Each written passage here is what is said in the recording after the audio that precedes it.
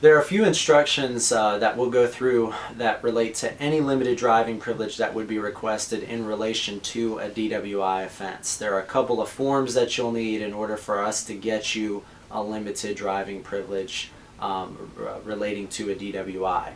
The first and main form is a form that is obtained from your insurance company. It is what is called a DL, like driver's license, DL-123 form, a DL-123 form.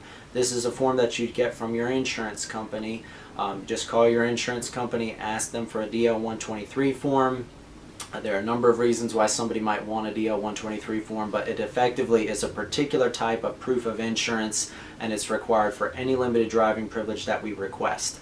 This form is only valid for 30 days, so if you get one for a pre-trial limited driving privilege and then 6 months later are convicted of a DWI and are getting a post-trial limited driving privilege, you're going to need a DL-123 for the pre-trial limited driving privilege, and you're going to need a new DL-123 following the conviction at the time that you get that post-conviction limited driving privilege. In order to get a limited driving privilege, you're also going to have an alcohol assessment. So an alcohol assessment is required regardless of the type of limited driving privilege relating to a DWI. You have to get an alcohol assessment. That basically is a 1 hour, an alcohol assessment is a 1 hour sit down with a licensed alcohol counselor, and we'll talk about that a little bit more in just a few minutes. But effectively you'll need the actual assessment itself, which is a 1-page piece of paper that is made by the person that you're doing the assessment with.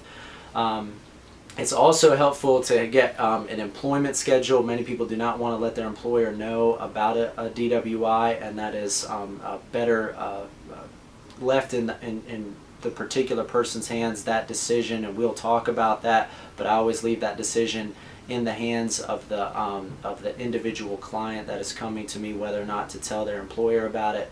But it can be very helpful if there are odd driving times, either during the nights or weekends or very early morning hours that are required per work. It can be helpful to get something from the employer explaining when driving is required. So if there are odd times, we can talk about that. Then it may be helpful to get a letter from your employer basically stating the times when you have to work, or a work schedule showing the times that you have to work or go to school. Either one, again, class schedule would be helpful on that end. Those are the 3 documents that would be required for any type of limited driving privilege, and then for a limited driving privilege being obtained where there is an ignition interlock device required, you would have to have verification or proof that the ignition interlock has been installed on the vehicle we're requesting the privilege in relation to, so that would be required as well.